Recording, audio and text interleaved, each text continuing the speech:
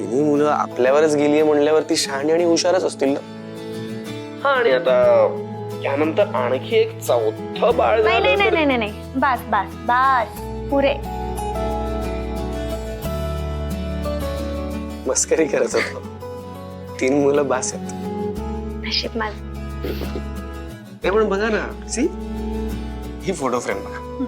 ही 3 मुलं पण सेम तशीच दिसतायत ना. सी, हा मुलगा माझ्यासारखा, ही मुलगी तुमच्यासारखी, आणि हे तिसरं बाळ आपल्या आईसारखं.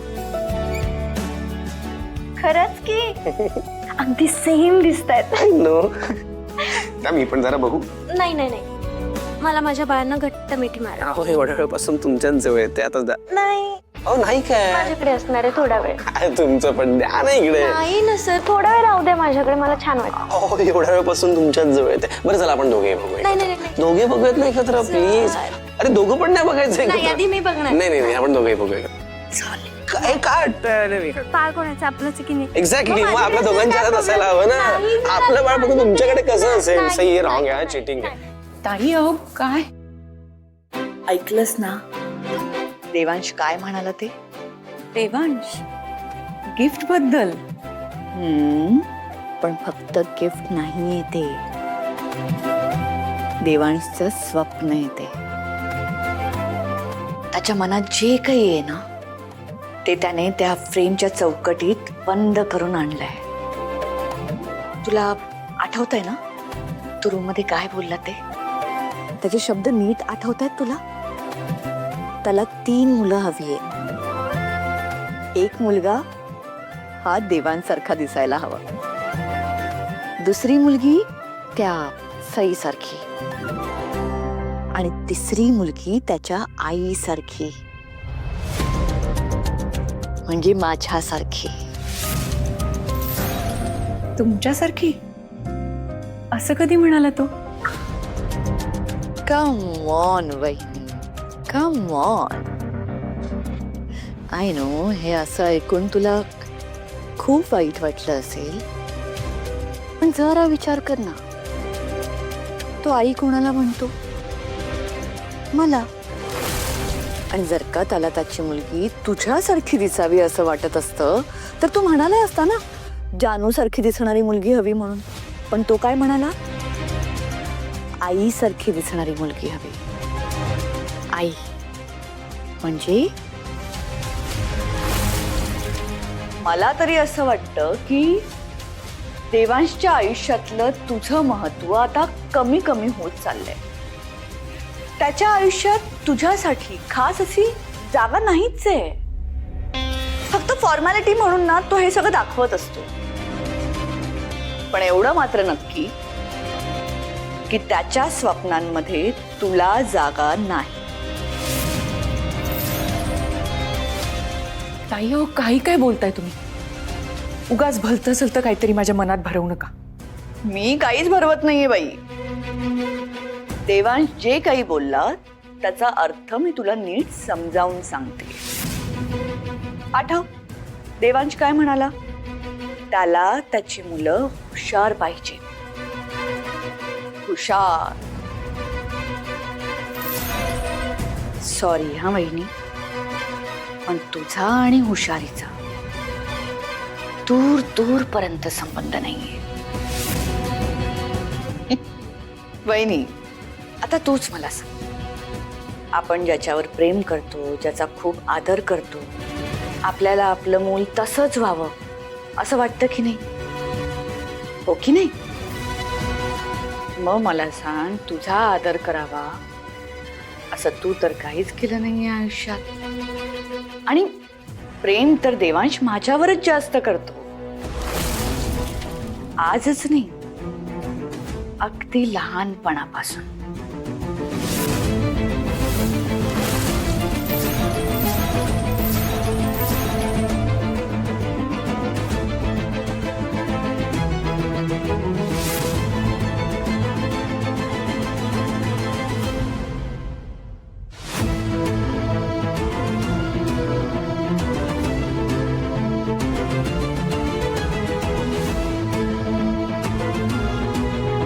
जानकी, आजची मीटिंग मस्त झाली.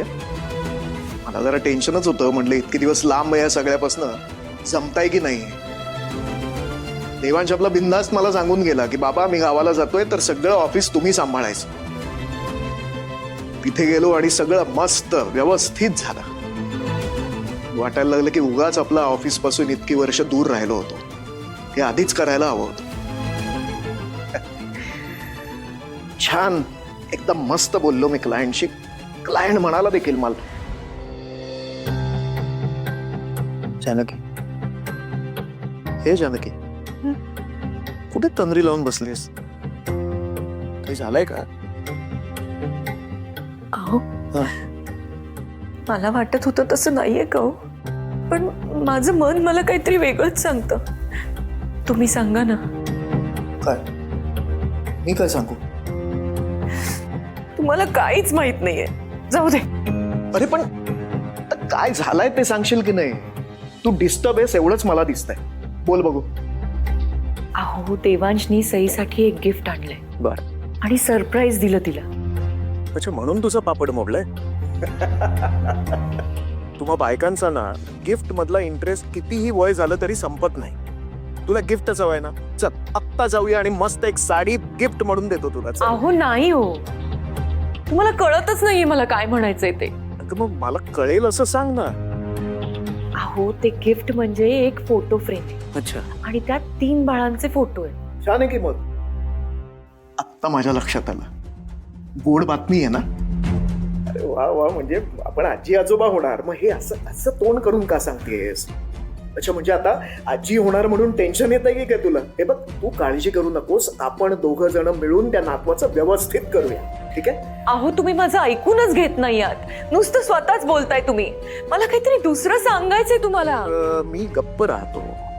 बोल. देवांशनी जे गिफ्ट दिलंय ना त्यात 3 बाळांचे फोटो आहेत आणि तो असं म्हणाला सईला की त्यातलं एक त्याच्यासारखं दिसतं, एक सईसारखं आणि एक आईसारखं. खरं सांगू,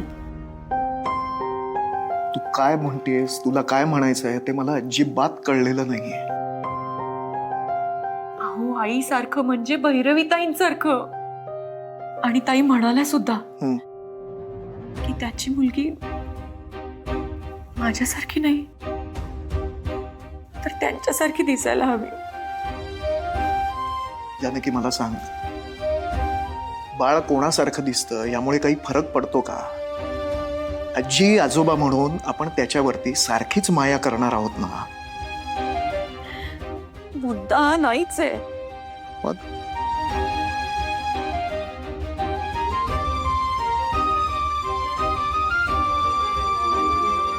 मुद्दा हा आहे की देवांच्या स्वप्नामध्ये मी कुठेच नाहीये. पण त्याच्या हृदयात तू आहेस. तुला माहितीये ना जानकी की देवांशचं तुझ्यावरती जीवापाड प्रेम आहे आणि आजवर अनेक प्रसंगातनं ते सिद्ध झालेलं आहे. त्याच्या मनात भैरवीबद्दल प्रचंड रिस्पेक्ट आहे आणि म्हणून तो तिला आई म्हणतो. माहितीये मला, आणि त्याची मला काहीच अडचण नाहीये. मला वाटायचं की देवांशचं माझ्यावर आणि ताईंवर सारखंच प्रेम आहे, किंबहुना माझ्यावर काकणभर जास्तच आहे. पण आज मला असं वाटलं की देवांशचं माझ्यापेक्षा ताईंवर जास्त जीव आहे. खरं प्रेम तराजूनी तोलता येत नाही जानकी. खरं तर जे मोजता येत नाही ना त्यालाच प्रेम असं म्हणतात, हो ना? बरोबर आहे तुमचं. पण माझं तरी काय चुकतंय सांगा ना.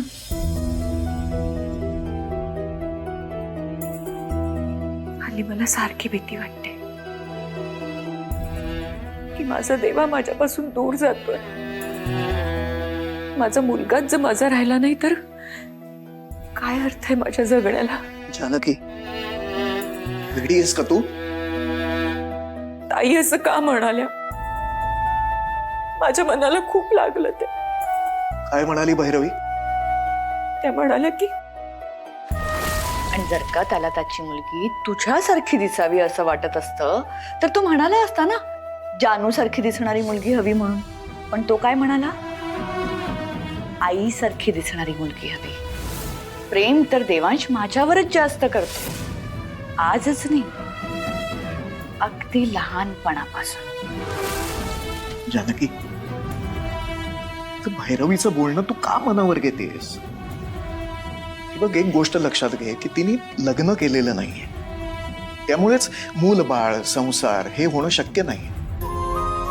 आणि एक लक्षात घे, हे सगळं देवांशला कळतं आणि त्यामुळे तो 4 शब्द जास्त प्रेमाने तिच्याशी बोलत असतो, कारण तिने आपल्या कुटुंबासाठी खूप काही केलंय याची देवांशला जाणीव आहे. एरवी त्या काही बोलल्या ना तर मला काही वाटत नाही हो. देवांशच्या बाबतीत बोलल्या की नाही सहन होत मला. एक गोष्ट लक्षात घे की देवांशचं तुझ्यावरती जीवापाड प्रेम आहे. खरंच? तुम्हाला खरंच असं वाटतंय ना? अगदी 100%. मला सांगा, देवांशला जर मुलगी झाली तर ती माझ्यासारखी दिसेल ना हो? त्या फ्रेम मध्ये माझा फोटो असेल ना? तुझी गाडी अजून तिकडेच अडकले? तू मग बायकांचा जीव कशात गुंतलेला असेल का हे सांगता येत नाही. हा, मला ना खूप कौतुक वाटतं तुमचं. कसं काय सुचतं तुम्हाला एवढं छान गिफ्ट आणायला? याय तुषार, मी म्हणालो ना. पण आता मी इतकं गोड गिफ्ट आणलंय म्हणल्यावर मला पण काहीतरी रिटर्न मध्ये मिळालं हवं ना.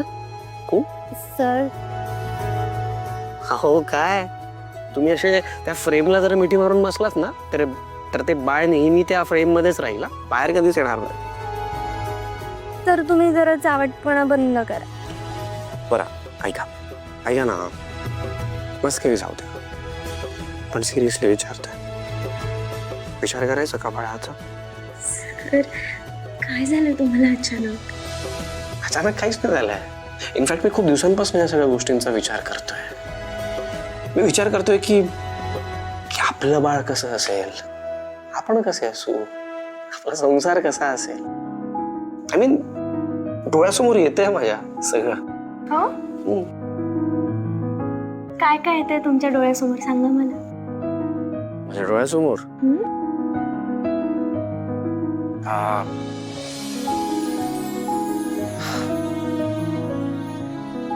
आपल्याला बाळ होईल. लाईक कळते हे फिलिंग, आपल्या दोघांचं बाळ, तुमचं आणि माझं. आपल्या बाळाला मी असं जेव्हा असं पहिल्यांदा माझ्या हातात घेईल तेव्हा काय फिलिंग असेल ना ती. मी तर ते शब्दात पण एक्सप्रेस करू शकत नाही. मी त्याला असं काढून जवळ घेईल माहिती माझ्या, आणि असं जवळ घेतल्यानंतर जेव्हा माझा आनंद त्याच्या अंगावर पडेल ना,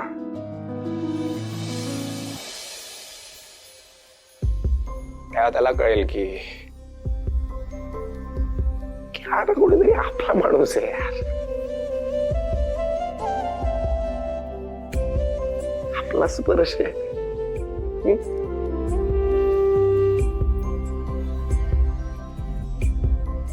मग त्याच्या छोट्या छोट्या डोळ्यांनी असं गिलगिल करून मला बघायचा प्रयत्न करेल.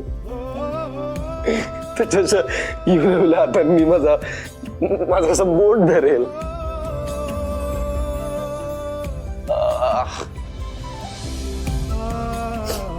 आणि मग त्यानंतर जेव्हा तो आपल्या घरी येईल तेव्हा जर मज्जाच मज्जा. म्हणजे सगळे त्याच्या मागे पुढेच असतील ना, सगळ्यांचा फेवरेट, त्याला काय हवंय काय नको हे सगळं बघण्यात बिझी. आणि त्यानंतर आपली जागरण सुरू होती. पण मी आत्ताच क्लिअर करतोय, जागरण तुम्ही करायचं नाही, तुम्ही मस्त झोपायचं. नाईट ड्युटी माझी असणार आहे. नाही म्हणजे रात्री ना रोज रात्री मी त्याला असं छान अंगाई घालून वगैरे झोपवणार, आणि मध्यरात्री जर तो उठलास तरी सगळं मी मॅनेज करणार, तुम्ही मस्त झोपायचं. ओके, ही डील आहे आपली.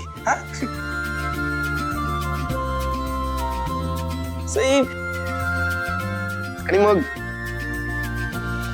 मग तो जरा मोठा झाला मग असं असं बोबडं बोबडं बोलायला लागेल. हं?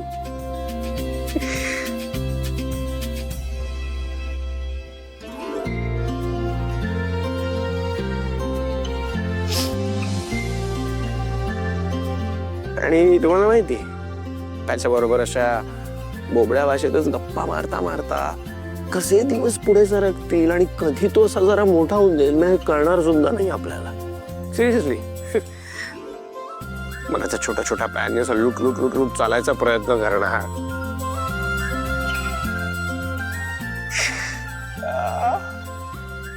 आणि यु नो व्हॉट, हे सगळं आपण खूप कौतुकाने बघू, त्याची पूर्ण ग्रोथ आपण खूप कौतुकाने बघू. आणि मग एक दिवस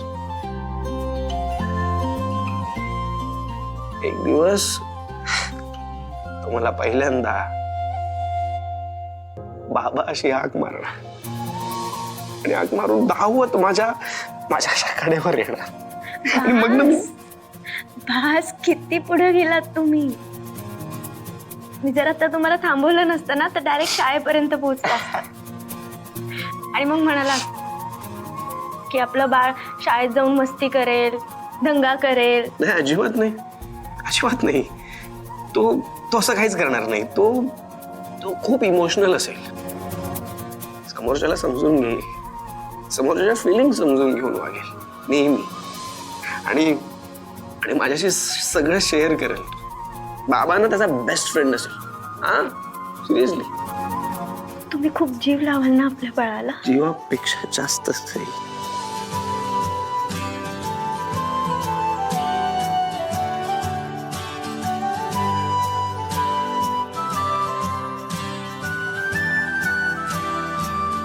असं काय बघताय माझ्याकडे? का माझ्या नवऱ्याकडे बघू शकत नाही? बघू शकता ना, ऑफकोर्स बघू शकता. पण फक्त असं बघतच राहिलात ना, तर हे फोटो मधलं बाळ कधी बाहेर येणार नाही.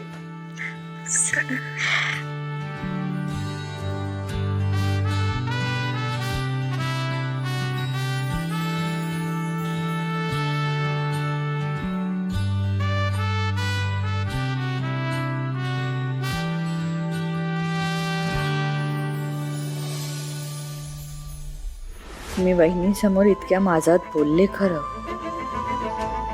पण देवांशने आणलेल्या फोटो फ्रेम मध्ये माझ्यासारखंच दिसणारं बाळ असेल ना?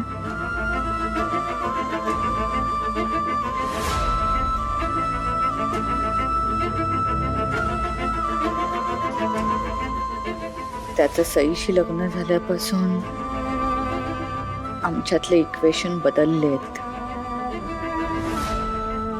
हल्ली देवांश पूर्वीसारखा माझ्याशी मोकळेपणाने बोलत नाही. विचारपूस करतो, पण त्यात जिव्हाळा नसतो. फॉर्मॅलिटी जास्त असते. माझ्याबरोबर वेळ घालवतो, पण फक्त कर्तव्य म्हणून.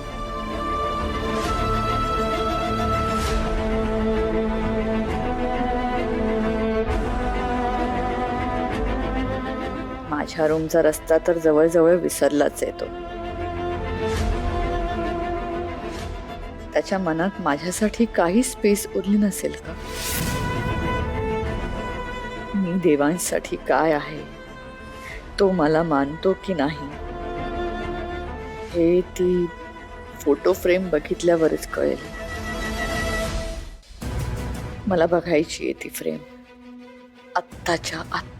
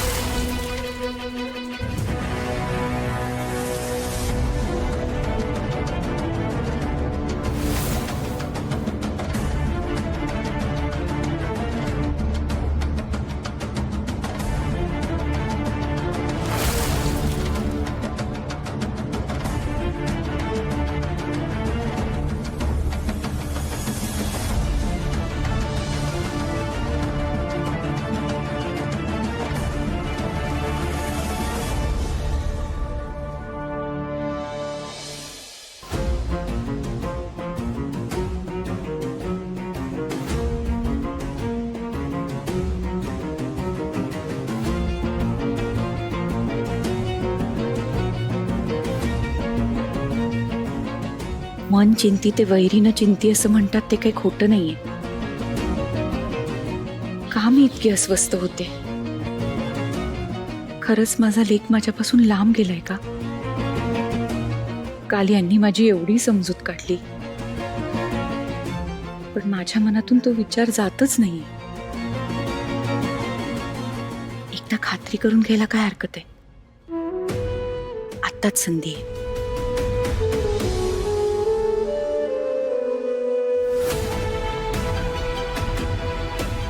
सई इथे बिझी आहे म्हणजे मला जाऊन ती फ्रेम बघता येईल. जाऊ का? पण असं वागणं बरोबर नाहीये. जोपर्यंत मी ती फ्रेम बघत नाही ना, तोपर्यंत माझ्या मनाला चैन पडणार नाही. जातेच.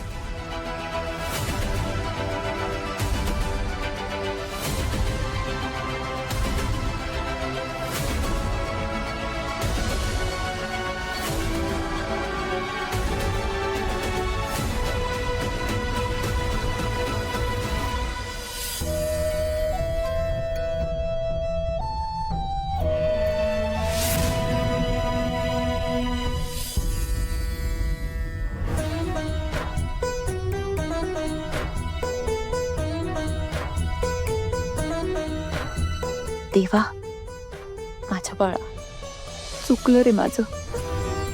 मी नको तो विचार करत बसले, वेड्यासारखे वागले. तू मला आई म्हणून हाक मारत नाहीस ना, याची खंत वाटायची मला. पण आज मला कळतंय, तू मला कायम तुझ्या सगळ्यात जवळची मैत्रीण मानत आलायस. हक्काने नावाने हाक मारतोस मला. आपल्यातलं वयाचं अनुभवाचं अंतर विसरून मला बिलगतोस. माझी गालगुच्ची घेतोस. तुझ्या मनातलं सगळं मन मोकळेपणे मला सांगतोस. माझ्यावर जीव ओवाळून टाकतोस आणि मी वेडी तुझ्यावर संशय घेत बसले. चुकलं रे माझं राजा. तुझी जानू परत असं कधीच वागणार नाही.